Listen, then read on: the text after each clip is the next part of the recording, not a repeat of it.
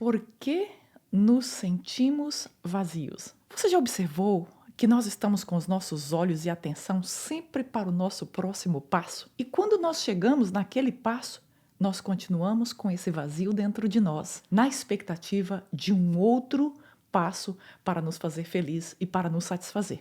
Aqui nos Estados Unidos, talvez a família mais tradicionalmente que se tornou bilionária aqui nos Estados Unidos é a família Rockefeller.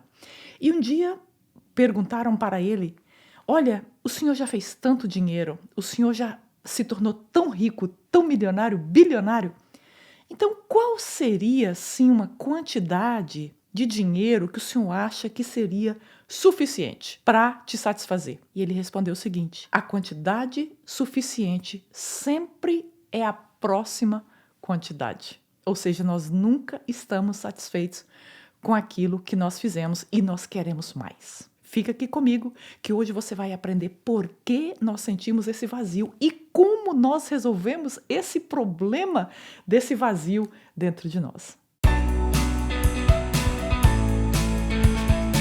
Olá! Sejam bem-vindos ao Mais de Deus Podcast. Se você não me conhece ainda, o meu nome é Elia Wagmacher. E toda terça-feira nós temos aqui um estudo bíblico novo. E a razão desse estudo bíblico é para que nós compreendamos a palavra de Deus. Hoje, por exemplo, nós vamos estudar Eclesiastes do capítulo 3 ao capítulo 5. E você vai poder, então, ter uma compreensão melhor.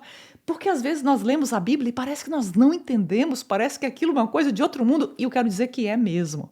A Bíblia é um livro que precisa ser lido à luz do Espírito de Deus, porque a Bíblia é um livro espiritual. Hoje nós vamos falar sobre o problema do vazio dentro de nós, e eu quero que você fique aqui comigo, porque nós vamos aprender hoje como é que nós resolvemos o problema desse vazio, dessa insatisfação permanente, perpétua dentro de nós. Antes que nós continuemos, eu quero te convidar a se inscrever aqui no meu canal, porque eu quero estar conectada com você aqui no Mais de Deus. Então vamos lá. Nós temos aquela expressão de que no final tudo dá certo, né? No final tudo dá certo. Mas nós sabemos que na realidade a nossa vida não é exatamente assim, de que no fim dá tudo certo. Nós conquistamos aquilo que nós desejamos e descobrimos que a nossa satisfação naquilo que nós tanto queríamos se desvanece e aquilo perde totalmente o valor para nós. De maneira que nós deixamos aquilo e começamos então a buscar a próxima coisa. Nós construímos relacionamentos com pessoas e em certo momento elas se vão da nossa vida. Elas se mudam, ou morrem, ou o relacionamento se quebra, alguma coisa acontece. Nós constantemente estamos à busca de algo que nos satisfaz, somente para descobrirmos que aquilo não nos satisfaz. Nós estamos sempre com os nossos olhos à frente. Quando eu tiver essa casa, quando eu me casar, quando eu tiver aquele diploma, quando eu tiver esta quantidade de pessoas me seguindo, até isso nós colocamos. Quando eu estiver, quando eu fizer, quando eu ser. Nós colocamos essas expectativas achando que quando nós atingirmos essas alturas, nós vamos estar, então, satisfeitos. Por mais que a nossa vida seja cheia de alegria, nós descobrimos que todas as coisas, em algum momento, elas se acabam. Nós descobrimos que a felicidade, algumas vezes, se transforma em uma grande tristeza, em um grande pesadelo. Você já teve essa experiência? Uma grande emoção, uma grande alegria, e aquilo se transforma num desastre em nossa vida. É meditando nessa realidade da vida que Salomão escreve para nós o que nós iremos estudar hoje. Salomão, filho do rei Davi, se você deseja aprender mais sobre o rei Davi, a nosso episódio número 70, a aula anterior, fala sobre o rei Davi. Salomão foi o maior líder da história da humanidade. Foi o homem, o rei mais rico e mais sábio em toda a história. Ele só ficou atrás de Jesus porque Jesus e era Deus. Mas Salomão, ele fez da vida um laboratório. Então, ele gastou toda a sua vida estudando o ser humano, estudando a humanidade, estudando a nossa realidade. Vamos colocar assim. Então, agora nós vamos abrir naquele capítulo tão tão conhecido em Eclesiastes 3, que diz assim: há tempo para tudo. Se você está na sua casa, por favor, me acompanhe com a sua Bíblia. E se você está dirigindo, correndo, andando, como a maioria das pessoas que escutam o podcast estão fazendo alguma coisa, fazendo uma atividade, que Deus te abençoe. Nos escute aí. Para tudo, há uma ocasião certa. Há um tempo certo para cada propósito debaixo do céu. Tempo de nascer e tempo de morrer. Tempo de plantar e tempo de arrancar o que plantou. Tempo de matar e tempo de curar. Tempo de derrubar o tempo de construir. Tempo de chorar e tempo de rir. Tempo de prantear e tempo de dançar. Tempo de espalhar pedras e tempo de ajuntá-las. Tempo de abraçar e tempo de se conter. Verso 6. Tempo de procurar e tempo de desistir. Tempo de guardar e tempo de jogar fora. Tempo de rasgar e tempo de costurar. Tempo de calar e tempo de falar. Tempo de amar e tempo de odiar. Tempo de lutar e tempo de viver em paz. Verso 9. O que ganha o trabalhador com todo o seu esforço. Tenho visto o fardo que Deus impôs aos homens. Verso 11. Ele fez tudo apropriado ao seu tempo. Também pôs no coração do homem o anseio pela eternidade. Mesmo assim, ele não consegue compreender inteiramente o que Deus fez. Uau! Se nós estamos querendo ter sucesso todos os dias da nossa vida, alguma coisa está errada, porque a Bíblia não afirma isso.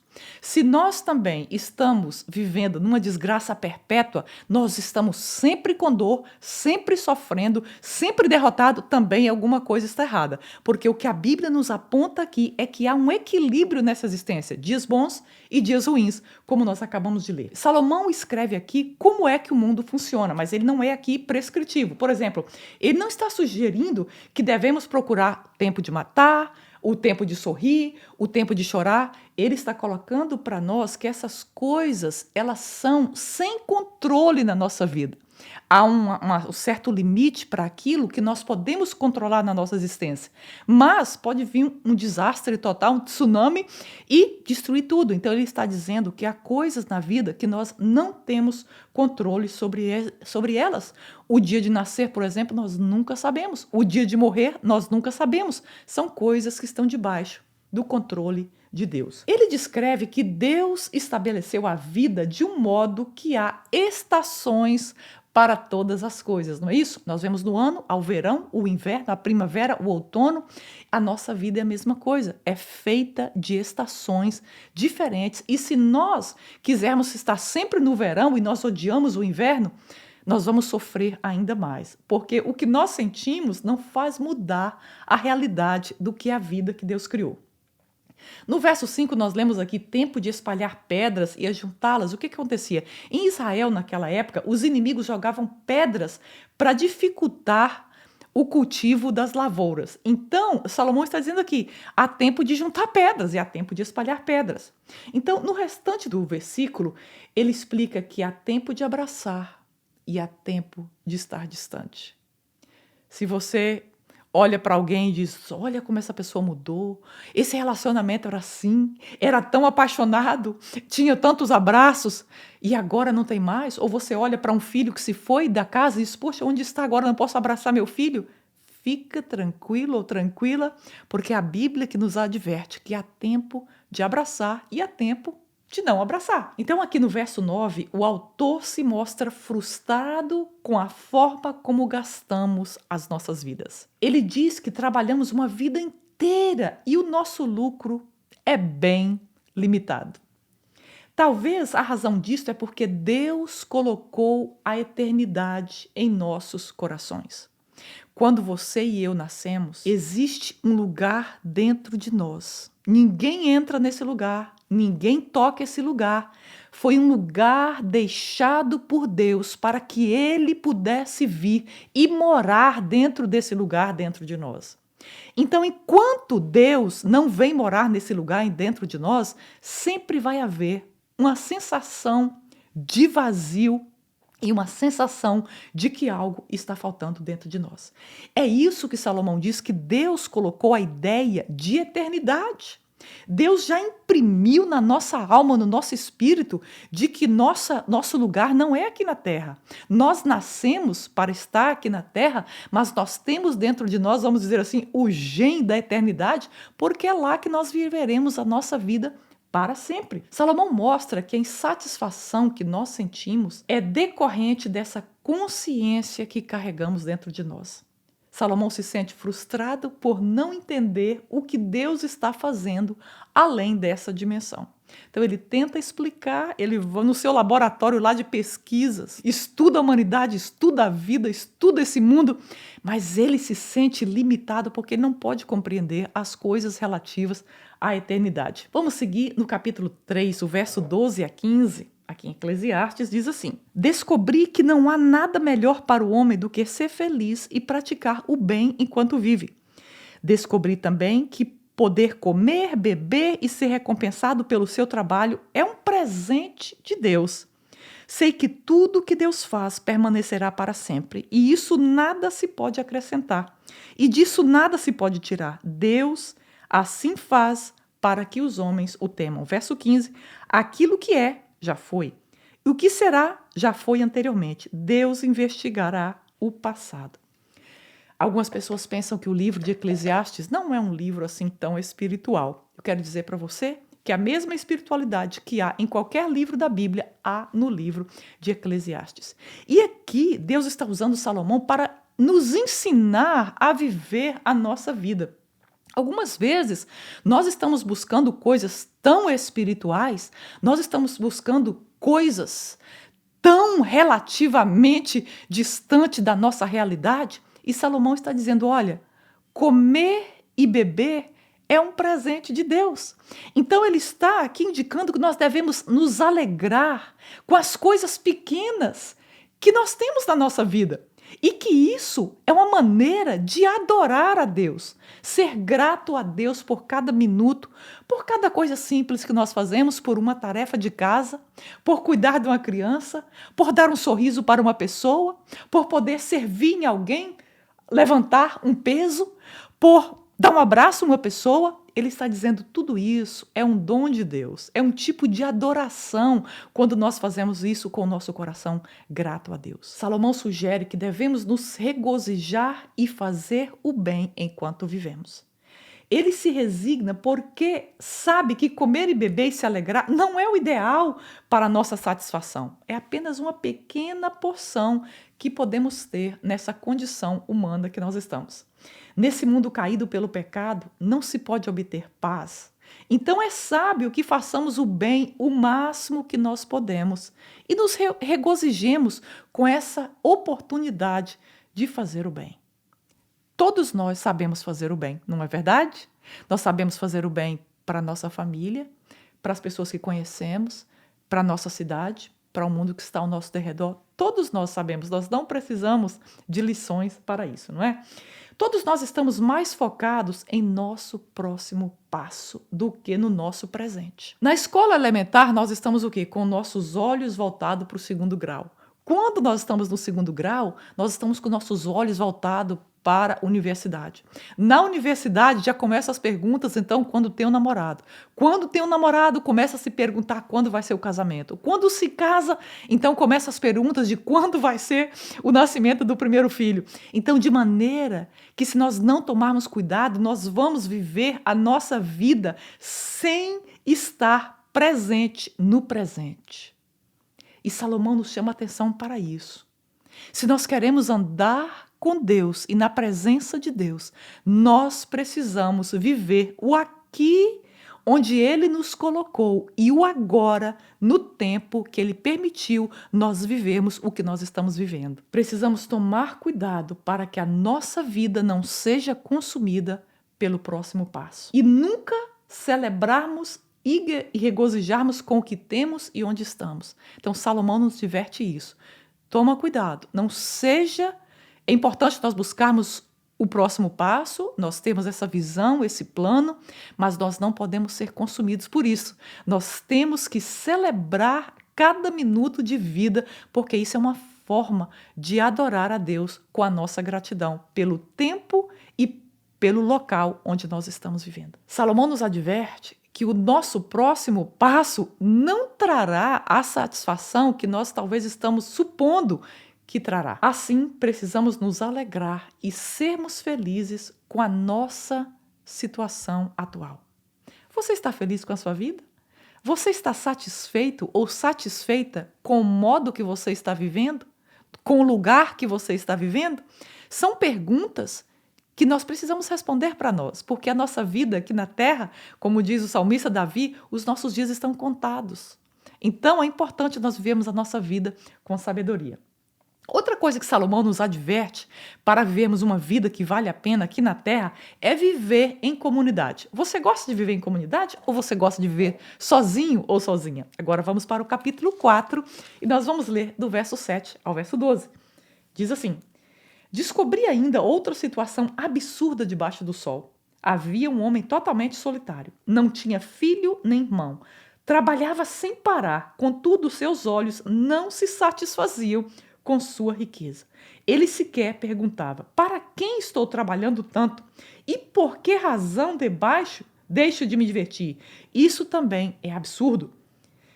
O verso 9, é melhor ter companhia do que estar sozinho, porque maior é a recompensa do trabalho de duas pessoas. Se um cair, o amigo pode ajudá-lo a levantar-se, mas pobre do homem que cai e não tem quem ajude a levantar-se. O verso 11, se dois dormirem juntos, vão manter-se aquecidos. Como, porém, manter aquecido sozinho? Verso 12, um homem sozinho pode ser vencido, mas dois conseguem defender-se. Um cordão de 3 dobras não se rompe facilmente. Precisamos nos tornar parte de uma comunidade. Andar sozinho, talvez nós até vamos mais rápido, mas em comunidade nós iremos mais longe. Salomão ilustra com essa história a importância dos relacionamentos. Se você ainda não tem um amigo, uma amiga, eu quero desafiar a buscar um hoje para a sua vida, porque isso é um presente de Deus aqui na terra. Os relacionamentos nos provêm ajuda para o tempo de necessidade e nos provêm companhia para celebrar as nossas vitórias. No verso 10, os relacionamentos nos provêm oportunidade e suporte mútuo. No verso 11, os relacionamentos servem para nos fortalecer na adversidade. Quando recebemos Jesus como nosso Senhor e Salvador, e nós viemos para a igreja, e é ali que começa o nosso crescimento, a nossa vida cristã, então nós vemos que isso aí é fundamental. Vou ler aqui para você em 1 Coríntios 12, 14 a 18. O corpo não é feito de um só membro, mas de muitos. Se o pé disser, por que não sou mão, não pertenço ao corpo, nem por isso deixa de fazer parte do corpo. Eu não vou ler o texto todo. Aqui nesse texto, o apóstolo Paulo está mostrando que a igreja de Cristo é um corpo e que se você é parte dessa igreja, você tem parte nesse corpo e você tem uma funcionalidade nesse corpo. Eu costumo brincar que eu devo ser os cílios do corpo de Cristo, mas eu tenho a minha função. Todos nós, se você é pé, se você é pé, orelha, cabelo, estômago, seja o que for, ou qual for a sua função no corpo de Cristo, você tem uma posição, um lugar que pertence a você na igreja do Senhor. Ele está dizendo que Deus deu dons diferentes para que nós possamos viver em comunidade. Então, viver em comunidade foi uma coisa pensada e planejada por Deus, porque isso é importante e isso traz significado à nossa existência aqui na Terra. Então, Salomão, seguindo aqui nos seus ensinos, ele diz: observe a sua atitude diante de Deus. É outra maneira de nós resolvermos esse problema aqui do vazio dentro de nós. Ele diz: observa a sua atitude diante de Deus. Ok, voltamos agora para Eclesiastes, no capítulo 5, o verso 1 a 7, Salomão nos adverte a tomarmos cuidado com a nossa atitude diante de Deus. E ele diz assim: quando você for ao santuário de Deus, seja reverente. Quem se aproxima para ouvir é melhor do que os tolos que oferecem sacrifícios sem saber que estão agindo mal. Não seja precipitado de lábios, nem apressado de coração para fazer promessas diante de Deus, porque Deus está nos céus e você está na terra.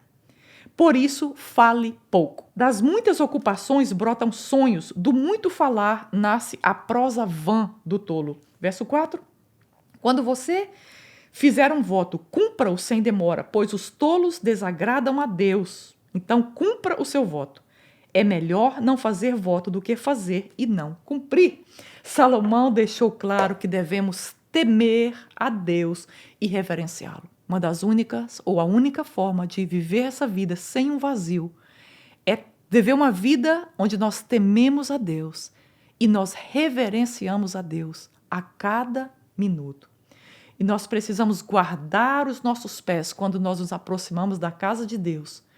E ele diz que as nossas palavras devem ser poucas, porque é uma grande diferença. Deus está no céu, Deus vê pela perspectiva do alto e nós estamos aqui na terra. Ele está nos céus e nós estamos na terra. Ele também nos alertou a que tenhamos cuidado quando nós fazemos os votos. Essa coisa de promessa, promessa, promessa, sem cumprir, nós já sabemos de quem é. Quem é o tipo de líder que faz esse tipo de coisa, não é isso? Não é para nós que somos cristãos. Ele diz que quando nós prometemos alguma coisa, olha, Senhor, eu vou fazer esse jejum, eu vou ler a Bíblia todos os dias, Senhor, eu vou ter uma vida mais dedicada a Ti. Quando fizer algum voto, cumpre esse voto que você prometeu a Deus. E ele está dizendo que dirigir muitas palavras a Deus é futilidade e adoração imprópria. É melhor dizermos pouco e dizermos a verdade e cumprirmos o que nós estamos dizendo do que não dizermos nada. Não é fácil nós pensarmos que há tempo para todas as coisas ou que tudo terá um fim em algum momento.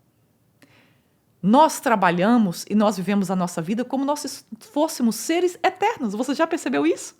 Nós trabalhamos e nós fazemos planos como se nós nunca fôssemos morrer. Como se tudo isso um dia não tivesse um fim. E Salomão aqui nos adverte nessa palavra. Nós precisamos entender que existe um momento para nós fazermos cada coisa. Então nós precisamos ter sabedoria e nós temos agora, nós que somos cristãos, nós temos o Espírito Santo dentro de nós que nos ajuda a fazer escolhas sábias e corretas e dessa forma nós vivemos uma vida sábia aqui na terra. Nossa opção é seguirmos o conselho de Salomão. Temer a Deus sobre todas as coisas, viver em comunidade e encontrarmos alegria no nosso agora, no nosso presente. Deus colocou a eternidade dentro de nós para nos trazer frustração e para nos trazer esperança. O que você escolhe hoje? Você vai olhar para esse lugar, a eternidade dentro de você e lembrar que você é limitado, limitada aqui na terra, que nós temos apenas uma quantidade de dias aqui na terra e isso vai te fazer buscar a Deus, investir o seu tempo e os seus planos nas coisas espirituais, nas coisas eternas? Ou esse sentimento da eternidade vai trazer frustração para você, decepção para você e ter uma vida miserável aqui nessa terra? Salomão nos adverte, o dia agora, o momento é hoje de nós celebrarmos nas pequenas coisas e nós servimos a Deus com o que nós temos. Nós não precisamos aquilo acontecer, nós não precisamos daquele milagre, nós não precisamos mudar de casa, mudar de cidade para nós começarmos a servir a Deus no nível que nós desejamos. O tempo é agora. O chamado de Deus para a nossa vida, para vivermos essa vida de temor e reverência e serviço, é agora, é nesse momento. Eu quero dizer, você não precisa de autorização de ninguém para você fazer aquilo que Deus já te chamou para fazer. Então, essa palavra nos diz, viva o agora, porque tudo que nós temos é esse agora. Senhor, obrigada pela Tua palavra, obrigada por essa chance de estarmos vivos nesse momento, ouvindo a Tua palavra. Senhor, coloca no nosso coração esse entendimento da preciosidade do agora, de cada momento, desse presente da vida que nós temos nesse momento, Senhor, e nos ensine a viver os nossos dias com sabedoria e não com futilidade. Oh Deus, olha esse vazio que está no coração do meu irmão, da minha irmã. Preencha com a Tua presença e que o Teu Espírito Santo os leve a buscar a cada momento, a preencher esse vazio dentro deles com a Tua presença e com o temor a Ti. Obrigado por este dia, Pai, em nome de Jesus. Muito obrigada por você ficar até o final desse estudo bíblico.